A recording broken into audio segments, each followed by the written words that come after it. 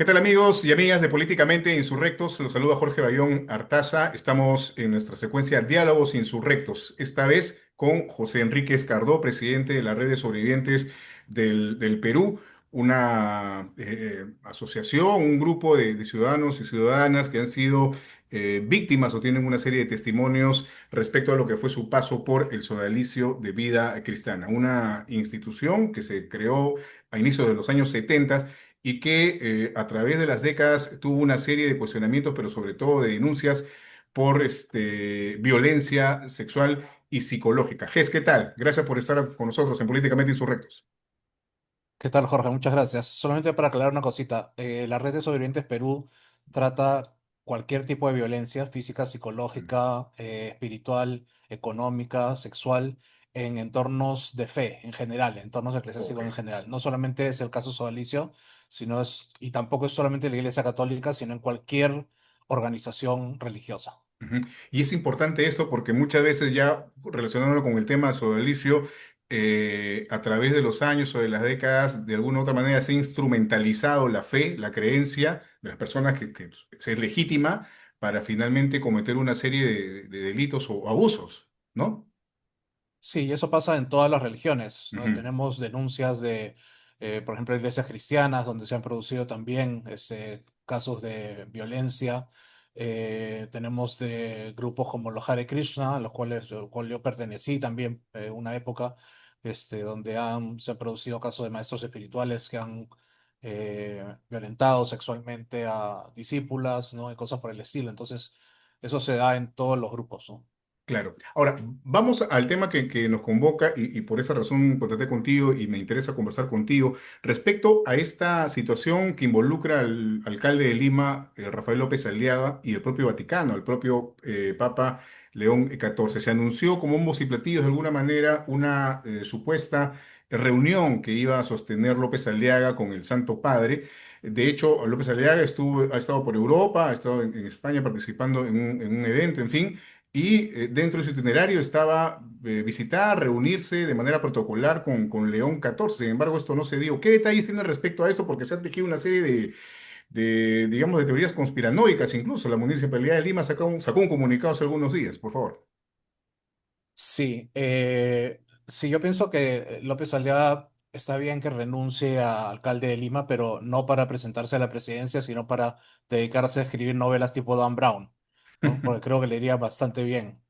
Eh, lo que sucedió, según fuentes vaticanas, no según López Aliaga, sino según las propias fuentes del Vaticano, es que López Aliaga y el hermano de el cardenal Cipriani, que es presidente de la Fundación Lima, con la que hicieron la apoyada esta de 10.000 euros por mesa Mm, en España, pidieron a través de la Embajada de Perú en el Vaticano a la prefectura de la Casa Pontificia, que es la organización en el Vaticano o la oficina en el Vaticano que se encarga de ver las audiencias con el Papa, ¿no? Pidieron una audiencia, o sea, puentearon al nuncio acá peruano, que es claro. el mecanismo por el cual todos tenemos que pedir audiencias con el Papa, Es como una ¿no? embajada, el nuncio apostólico, ¿cierto? Claro, el nuncio Mm, apostólico aquí en el Perú o en cualquier país es el embajador del ujú, Vaticano en el país claro. y es el camino regular, ¿no? Por donde se tienen que pedir las audiencias. Entonces ellos puentearon eso y se fueron directamente a la embajada de Perú en la Santa Sede, ¿no? En el Vaticano. Y la embajada hace la petición a la prefectura de la Casa Pontificia y el secretario de la prefectura de la Casa Pontificia, no enterado de las acciones y dichos de López Aliaga, otorga lo que se conoce ahí como billetes, ¿no? Ujú, Los tres billetes, porque iban a ser tres personas, para que la delegación de López Aliaga pueda ver al Papa, pero no en una audiencia privada, sino en ujú, una audiencia general, que son esas audiencias que se hacen en la Plaza San Pedro, ¿no? Lo que le dieron fueron unos billetes con asientos preferenciales frente al Papa, ¿no? Pero en medio de miles de personas que iban a estar en esta audiencia general. Entonces, cuando López Aliaga llega al Vaticano, se da con esta sorpresa de que le cambian los billetes. O sea, no, ya no va a ser una audiencia privada, sino que va a ser una audiencia general con asientos numerados adelante. Ujú, Pero López Aliaga lo que quería era la foto para comenzar su campaña presidencial, la foto con el Papa, ¿no? Entonces, resulta que esto iba a ser el 17. El 16, en su residencia de descanso de Castel Gandolfo, el Papa recibe la lista de quienes iban a tener audiencia con él el 17 y ve a López Aliaga. Y el Papa obviamente ha vivido 20 años aquí en el Perú, sabe quién es López Aliaga y sabe cuál es su relación con el caso Sodalicio, con el caso ujú. Cipriani, etcétera. Pero además de eso, el Papa ya había recibido de parte de la Coordinadora Nacional de Derechos Humanos, de la Asociación Nacional de Periodistas y de la Red de Sobrevivientes Perú que yo presido, cada uno una carta advirtiéndole sobre las intenciones de López Aliaga. El Papa lee esas cartas y se pone del lado de las víctimas, porque ahí nosotros le decimos que si él lo recibe, va a revictimizar a las víctimas, ¿no? Por la participación de López Aliaga en el caso Sodalicio y la relación que tiene con esta secta suprimida por el Papa Francisco. Entonces el Papa, sensible a esta situación, llama a la prefectura o pide a la prefectura de la Casa Pontificia que cambien esos billetes para que López Aliaga no pueda subir a saludar al Papa, Ujú. ¿no? Ni López Aliaga ni las otras dos personas que lo iban a visitar. Es el mismo Papa el que pide eso directamente. Y eso está corroborado en un artículo de Religión Digital que ha aparecido anoche, en Claro, el cual las fuentes vaticanas han sido consultadas, explican cómo se dio esta cronología de los hechos. claro. Y en Ahora, ese momento, ya el mismo 16, López Aliaga se da cuenta de lo que estaba pasando y para evitar el roche, entonces dice, mm, no, no, me han creado una emboscada como dijo, diplomática, una ¿no? Eso es emboscada lo que ha mencionado. diplomática, ¿no? Sí, Mm, además de las cosas rarísimas que se inventan, ¿no? Dina Boluarte con el gobierno, la Cancillería peruana, la Embajada de Perú en el Vaticano, el propio Vaticano, Paolo Ugaz, José Enrique Escardó, ¿no? Pedro Salinas, todos le hemos hecho, nos hemos juntado con el Papa y le hemos dicho, no lo recibas, ¿no? Y el Papa dijo, ya, ya, ok, ¿no? un aquelarre ahí, un aquelarre Sí, sí, es de impresionante personajes en contra cómo tiene esa del capacidad de alcalde. inventar. Mm, Él tiene un gran problema, aparte del problema moral que tiene, ¿no? Y bueno, y de los evidentes problemas cognitivos que también manifiesta, tiene un problema muy típico de las personas con inseguridades, ¿no? Que es el no aceptar sus propios errores. Es una persona que, cuando ustedes lo ven cuando hablan, es muy inseguro, ¿no? Cuando tuitea y cuando está hablando solo, es muy seguro, pero cuando está enfrentado a un periodista, a otra persona, tartamudea, ¿no? Le salen tics, no sabe qué decir, se queda callado, ¿no? Entonces es una persona muy insegura. Y esas personas inseguras tienen miedo a aceptar que se han equivocado o que tienen responsabilidad sobre algo. Entonces la tendencia de esas personas, ¿no? Como él, es a siempre culpar a otros, ¿no? Los trenes no pueden funcionar en el Perú por culpa del ministro de Transportes y y Comunicaciones, lo ¿no? más Y así grave es también es con que todo. se usan, digamos, las cuentas institucionales de la municipalidad o se lanzan este tipo de comunicados que básicamente me parecería son redactados por él mismo, por ahí con algunos arreglos de su equipo, en fin, pero para plantear cuestiones o defensas hasta personales muchas veces, ¿no? Desde la cuenta institucional de la municipalidad. Sí, fue muy gracioso porque justo cuando pasó esto de lo del el Papa en el Vaticano y López Aliaga se fue, sacaron primero un comunicado que lo enviaron solo los periodistas por el grupo de WhatsApp que tiene la municipalidad, Ujú, ¿no? Y este comunicado estaba mal escrito porque decía, parece que estaba muy molesto López Aliaga cuando hizo este comunicado y puso el Papa Francisco en vez del Papa León XIV. mm. Y después, cuando ya hacen el comunicado público, lo cambian y ponen el mismo texto, pero el Papa León XIV, ¿no? Entonces se nota que se desespera, ¿no?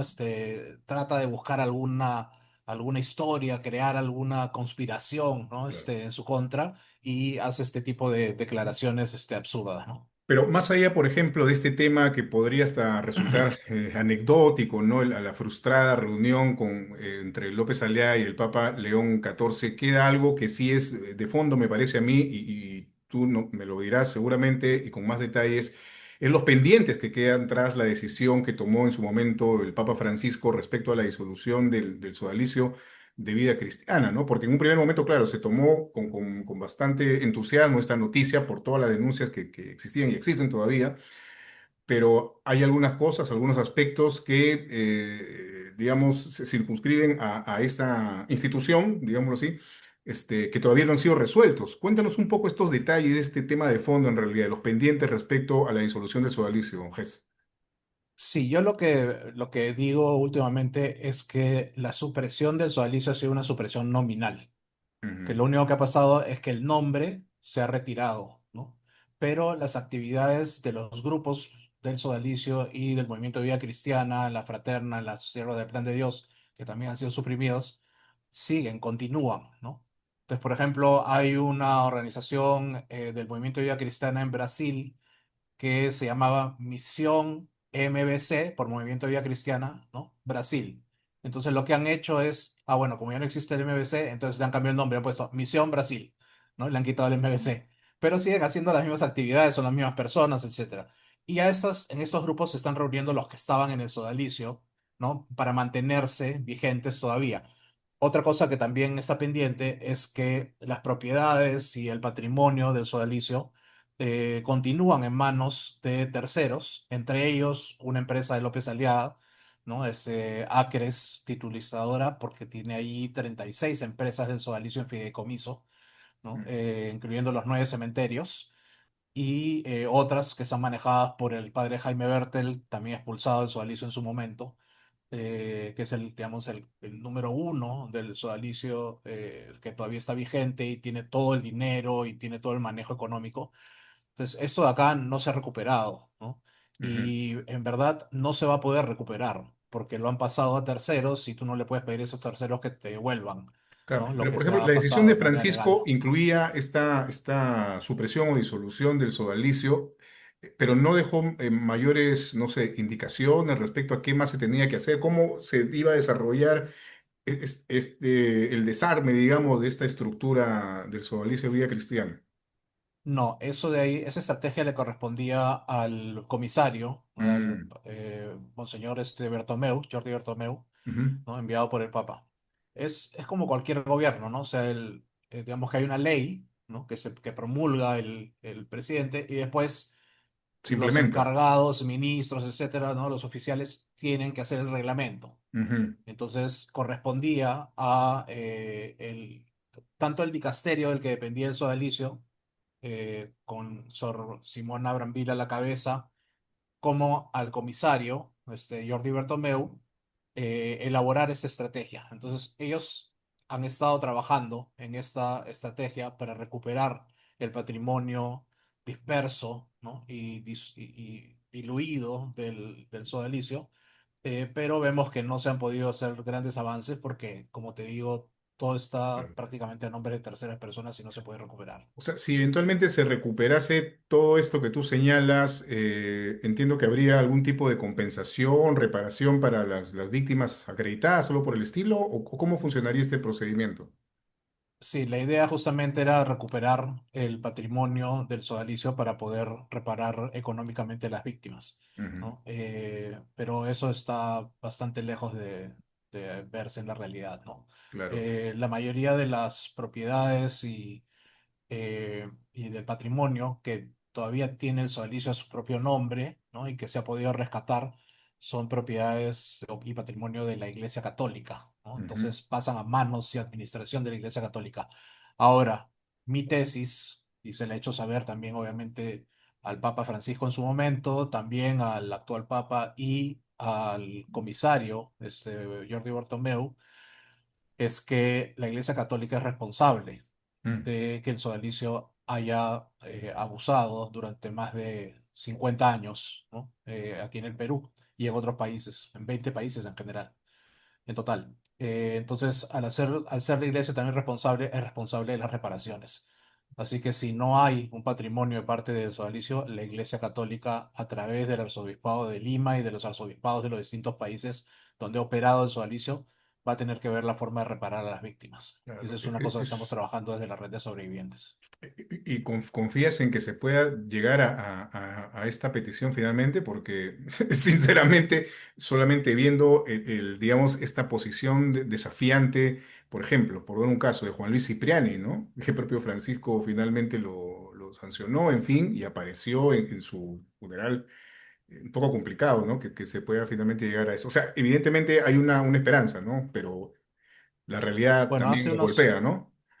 hace unos cuantos meses era también un poco complicado creer que el sodalicio iba a ser suprimido, ¿no? Y sucedió. Ha tomado 25 años de lucha, desde mis primeras denuncias en el año 2000, pero sucedió. Entonces, guardo la esperanza de que todavía se pueda conseguir estos pasos. Yo particularmente, a título personal, he renunciado a la justicia que yo merezco y por eso es que he fundado la Red de Sobrevivientes Perú para trabajar por la justicia de otras personas, para que esas personas sí puedan recibir justicia y además también para lograr prevención, ¿no?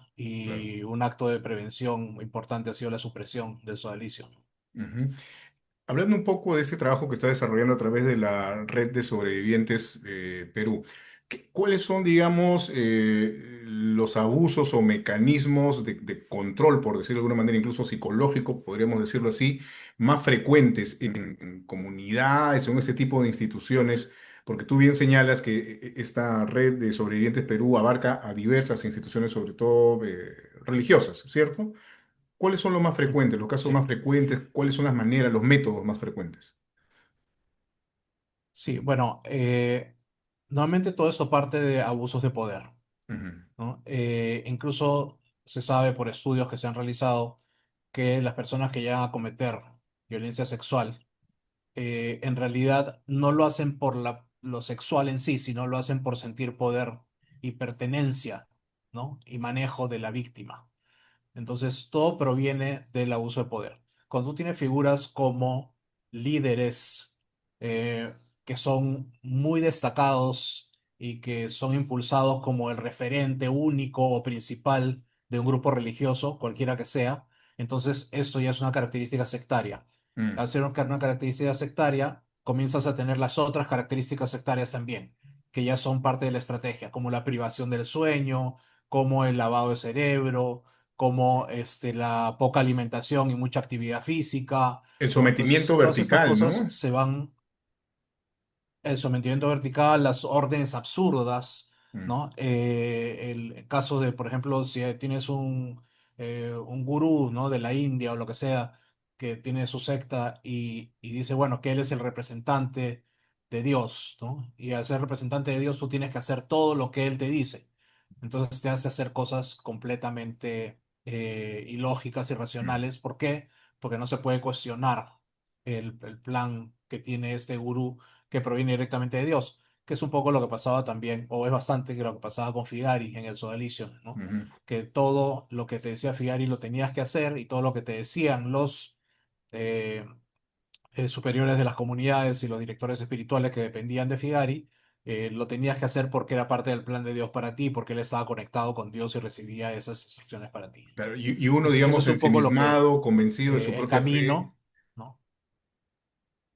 Claro, y por eso es que en estos grupos no se producen violaciones sexuales, se producen abusos sexuales o se producen actos de violencia sexual Mm, con incluso consentimiento de las víctimas, pero consentimiento manipulado, porque te trabajan durante años para que tú comiences a aceptar todo lo que te dice el superior o todo lo que te dice el director espiritual o todo lo que te dice el fundador, y entre ese todo comienzan a venir abusos físicos, abusos psicológicos, abusos económicos, abusos espirituales y en pequeñas porciones, ¿no? Con pocas personas, abusos sexuales, ujú. ¿no? Que pueden provenir desde situaciones de índole sexual en las cuales ni siquiera hay tocamientos, ¿no? Por ejemplo, Martín Schoy, que ha presentado su libro ayer, ujú, aquí en el Perú, que es víctima de sodalicio, él cuenta una situación en la que Jaime Bertel, cuando no era sacerdote y era su director espiritual,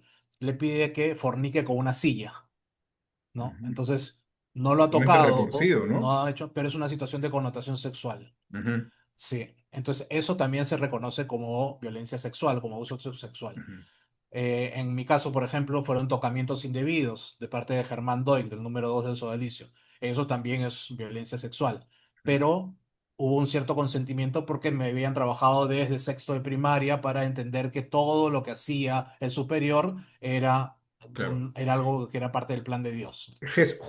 Ahora que estás hablando de esto, recuerdo hace algunos meses cuando se dio la noticia de la disolución del sodalicio, que se reunieron varias personas, incluidas tú, como víctimas de este tipo de abusos, ¿no? En general.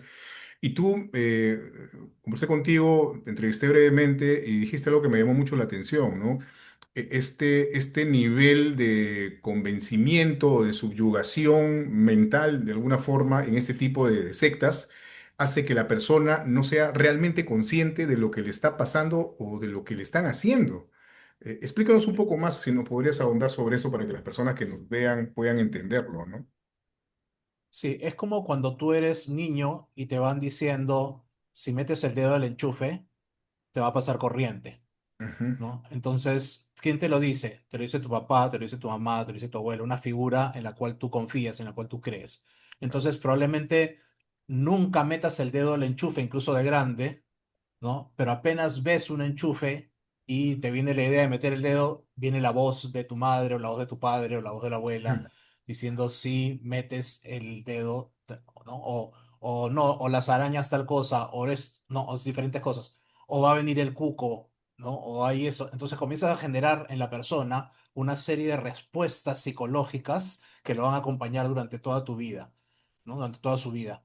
Entonces, ese es el trabajo que hacen de una manera estructurada los abusadores. Ellos comienzan a generar desde una figura de paterna, por ejemplo, ¿no? Como soy tu director espiritual, soy como tu padre espiritual, ujú, ¿no? Una serie de instrucciones. Dicen, tú si haces esto, te vas a ir al infierno. Si no haces esto, te vas a ir al infierno. Si haces esto, Dios te va a ver bien, te va a bendecir, vas a ser un soldado de Cristo, vas a ujú, poder cambiar el mundo, vas a poder ser de una élite espiritual, ¿no? Y vas a llegar al cielo, ¿no? Y así vas a llevar a toda tu familia también al cielo. Y te lo comienzan a decir todos los días. Y ujú. te lo comienzan a decir en un ambiente en el cual todos creen lo mismo, ¿no? La famosa burbuja. Entonces todos se retroalimentan. No solamente te lo tiene que decir el superior, sino que te lo dice tu compañero con el que comes, con el que haces ejercicios, con el que sales a la playa. Y se comienza a formar dentro de esa burbuja toda una conciencia general de que eso es lo que tú tienes que hacer. Entonces, eso te va cambiando la estructura incluso física del cerebro, se van reordenando incluso las sinapsis y las neuronas, eso se ha estudiado por la ciencia, ¿no? Y se comienzan a generar caminos en los cuales tú respondes de manera automática.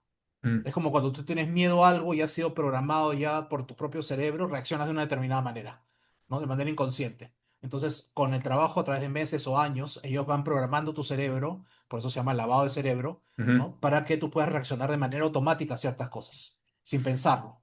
Entonces, la obediencia se vuelve algo que tú haces de manera automática. Claro. Basta que te lo diga el superior, basta que te lo diga el fundador o basta que te lo diga el gurú o lo que sea para que tú inmediatamente reacciones y puedas hacer eso. Es digamos, como lo grafica en su título esta publicación de Paolo Lugasi y Pedro Salinas, ¿no? Soldados, ¿no? Mitad monjes, mitad soldados. Finalmente, las Sí, órdenes se cumplen sin dudas ni murmuraciones posteriormente a este, digamos, lavado de cerebro, en fin, o este acondicionamiento, ¿no?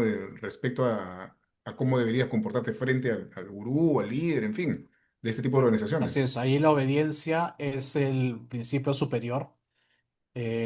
Si no eres obediente, entonces no eres un digno soldado de Cristo, Mm, ¿no? Y tienes que ser obediente. Y esa mitad monja, mitad soldado viene de una frase del propio sodalicio. Ellos se denominaban así, ¿no? Que ellos eran mitad monjes y mitad soldados. ujú, Entonces, la parte de soldado hace que físicamente, psicológicamente, te subyugues a una autoridad sin cuestionarla, y la parte de monje hace que también espiritualmente, ¿no? Te subyugues a una autoridad espiritual que Ujú. es la misma, ¿no? Entonces eso hace que sea mucho más completo. Tú sabes que Claro, mezclar política con religión es el combo más efectivo, ¿no? Entonces eso es lo que hacían, la política y la religión, el soldado con el monje, ¿no? claro. El cuerpo, alma, espíritu, psique, todo junto, orientado hacia un mismo lugar. Ahora, yo recuerdo muchas veces, porque te sigo en las redes, en fin, Obvio. cuando hablaba sobre estos temas, sobre los abusos, en fin, que salía una mancha, digamos, de troles o de personas sumamente agresivas en sus comentarios, ¿no? Y te hago a colación esto, ¿por qué? Te traigo a colación esto, ¿por qué? Porque también conversando con algunas personas, recogiendo sus testimonios hace algunos meses, muchos de ellos se sentían desprotegidos y hasta solitarios porque en algún momento habían comentado esto incluso en su círculo familiar, pero no les habían creído. E incluso algunos ya por vergüenza no decían nada, o por el qué dirán, o por el propio círculo familiar dentro digamos, círculo social. O sea, hay una serie de factores que no permiten finalmente que la gente que fue eventualmente víctima de estos abusos puede aceptarlo y aceptarse realmente como una víctima, ¿no? Y tienen que cargar con esto por décadas. ¿Cómo lo ves tú? ¿Cómo Sí, lo explicas tú? ¿Qué reflexión sí, haces al respecto? eso es lo que los quienes estudiamos estos temas hemos denominado la cultura del incesto. Nosotros vivimos en una cultura del incesto. Eso no quiere decir que se proceda, o sea, que todas las personas cometan incesto, sino quiere decir que, por ejemplo, si tú sufres un ataque sexual o violencia sexual o algún tipo de manipulación sexual por parte de una figura paterna, el padre, el profesor, el instructor, el director espiritual, el cura, y le cuentas a tu madre, como ha crecido en esa cultura del incesto en la cual se nos dice que el hombre es propietario de los demás, Mm. ¿no? Que el hombre puede hacer, el padre es el jefe de la familia, el cura es el Proveedor, ¿no? representante de Dios, ¿no? Y todo eso. Entonces hay que darle la razón a ellos, ¿no? Entonces la madre no le cree. Y no solo no le cree, sino que combate a la víctima. Y por eso las víctimas se enfrentan de esa manera no solamente con sus padres, sino se enfrentan de esa manera contra la sociedad en general, con Ujú. las autoridades, con los jueces, con la policía. ¿Qué habrás hecho tú para que te Claro. pase esto? ¿Estás mintiendo porque eres un niño o estás inventando porque tienes la fantasía de un niño? ¿No? Entonces, toda esa cultura del incesto hace que las víctimas primero ellos mismos no se den cuenta de que han sufrido una agresión sexual o una agresión física, psicológica de figuras muy cercanas y figuras paternas normalmente, y hace que cuando se dan cuenta tengan miedo de salir porque los demás los van a rechazar, ¿no? Claro. O los van a señalar, o en fin, tantas cosas que se pueden finalmente inventar o lanzar en medio de este tipo de defensas a cosas que realmente son indefendibles, ¿no? Ya para terminar, Gess, tú has hablado algo importante, ¿no? En medio de toda esta dinámica de cómo actúan estas organizaciones, este combo de política y religión, ¿no? Estamos en un momento sumamente peligroso porque partiendo, por ejemplo, de discursos que tienen que ver con la religión, el propio López Aliaga en España ha señalado temas que tienen que ver con Dios, hijos de Dios, que somos una comunidad, en fin, que sinceramente está en su derecho legítimo como ser humano, en fin, de creer o no creer en lo que gusten o no gusten, ¿no? Pero esto llevado ya a un ámbito político que genera obviamente arrastre en cierto sector de la población, sobre todo en el Perú, que es un país conservador, hay que decirlo así, este, puede distorsionarse, ¿no? Porque finalmente una figura como López Aliaga, que se autoproclama religioso a ultranza, creyente de Dios, pero que en un discurso hace algunos días dijo hay que cargarse a Gustavo Gorriti, pues eso se puede tomar hasta de manera literal por algún seguidor o seguidora de este señor. ¿Cómo lo ves tú para ya culminar? Sí, bueno, definitivamente estos discursos violentos, ¿no? Estos discursos políticos violentos, cuando están cargados de fanatismo religioso, son muy peligrosos, ¿no? Y hay que tenerlos en cuenta. Nosotros mismos, los denunciantes del sodalicio, hemos sido amenazados de muerte en muchas ocasiones, ¿no? Y de distintas formas, entonces nos lo tomamos muy en serio. Yo, por ejemplo, esta próxima semana estoy con algunos miembros de las redes sobrevivientes empezando un taller que nos van a dar expertos internacionales sobre protección de la integridad Ya. personal, ¿no? Y la protección también de nuestras comunicaciones y todo lo que tiene que ver con lo que nosotros hacemos para que no seamos sorprendidos o se nos hackee o se nos Ujú. secuestre o se nos ataque en las calles o se nos envíe un sicario al que le paga 50 100 soles para que te meta un balazo como si fuera un robo, ¿no? Entonces, estas cosas muy violentas se están viendo ya en esta campaña que recién está empezando y yo creo que va a haber mucha violencia en esta campaña porque la violencia verbal lleva a la violencia física y que un candidato o un precandidato o alguien que se está postulando como un posible candidato diga que hay que matar a un periodista, eso es peligrosísimo. Ahora, por otro lado, también entiendo, y eso se ve en la historia del Perú, que los extremos nunca llegan a convencer a las personas en las elecciones. Ujú. El peruano, si bien es conservador en general, es también más de centro en general cuando Ujú. vota, ¿no? Entonces, la mayoría de las personas se pliegan a el mantenimiento del status quo, ¿no? Porque eso le da seguridad. Si las cosas cambian abruptamente, las personas se sienten inseguras, especialmente en un país con tanta inseguridad económica como el nuestro. Entonces, yo no, yo estoy seguro, como estuve seguro en las elecciones pasadas, que figuras como López Aliaga no van a prosperar en las elecciones. Puede que metan algunos senadores y diputados por el arrastre de la votación, pero que vaya a llegar a ser presidente, guarda este programa y lo sacamos cuando salgan los resultados y vas a ver que tengo razón. Nuevamente te van a tildar de miembro de algún tipo de conspiración internacional para... Sí. Bueno, si me quieren dar ese poder, yo lo acepto, ¿no? Yo no lo tengo, pero si ellos Qué me quieren bueno, dar, Carlos. Si quieren, que le den me lo, ese me lo- poder. me lo quieren dar, yo acepto. Es como ahora que cuando fui a visitar al Papa Francisco, salieron un montón de personas en YouTube, en redes, en artículos, diciendo que yo era el cumplimiento de la profecía del Papa Pablo VI hace 70 años, que había dicho que el humo de Satanás iba a entrar al Vaticano. Entonces, que yo era el cumplimiento de esa profecía.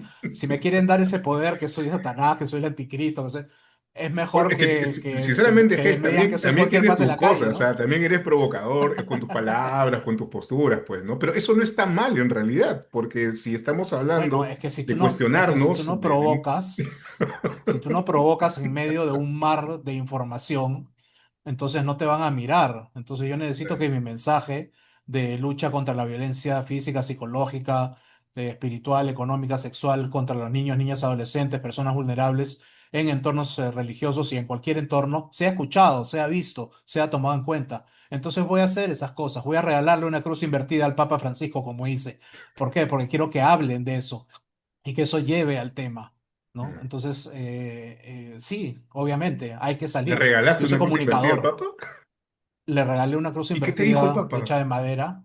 ¿Qué te dijo? Primero la recibió lo normal, la volteó y yo se la quité, ¿no? Entonces ahí justamente la foto oficial que dio la vuelta al mundo era yo con la cruz invertida, riéndome y el Papa con cara de así, ¿no? Pero era porque se la había quitado y yo le había dicho, no, esta no es una cruz normal, es la cruz de San Pedro, porque la cruz invertida es la cruz de San Pedro, porque San Pedro, según la tradición católica, pidió por humildad no ser crucificado como Jesús, sino ser crucificado de cabeza. Y el símbolo oficial de San Pedro en el Vaticano, en todas partes uno lo puede ver, incluso debajo del altar de la Basílica de San Pedro, donde están enterrados supuestamente los restos de San Pedro, hay cruces invertidas, Ujú. porque es el símbolo. A la entrada de la cripta donde está enterrado San Pedro, debajo del altar principal de la Basílica de San Pedro del Vaticano, hay cruces invertidas, ¿no? Entonces, eso es el símbolo de San Pedro. Y por ser el símbolo de San Pedro,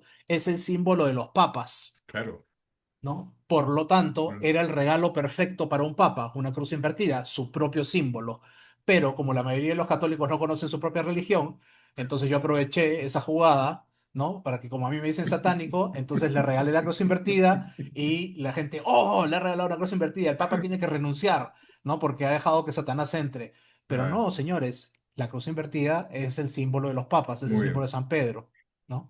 Listo. Ges, de verdad ha sido un gustazo haber conversado contigo dentro de todo Igualmente. este tema que es sumamente importante y serio respecto al tema de sodalicio, a las víctimas y en general a todas este tipo de organizaciones que abusan de alguna manera de la fe que se puede tener o la confianza que se puede tener. Ha sido un gusto, espero conversar contigo nuevamente ya de temas ya que no tengan que ver necesariamente con el sodalicio. Y nada, muchísimas gracias por haber compartido tu testimonio, tu experiencia también y tus anécdotas con las personas que nos siguen políticamente insurrectos. Muy amable, muchas gracias. Gracias, gracias. Y cuando quieran, cuando quieras, ahí estamos. Muchas gracias por tocar el tema. Es muy importante que se siga hablando de este tema. Y también muchas gracias por difundirlo, ¿no? Listo. Que es lo que se necesita. Y bueno, sí, hablemos cuando quieras de Listo. lo que quieras. No solamente es cosa del sodalicio. Efectivamente. Gracias, Ges. Cuídense. Un abrazo. Hasta luego. Chao. Chao. Gracias.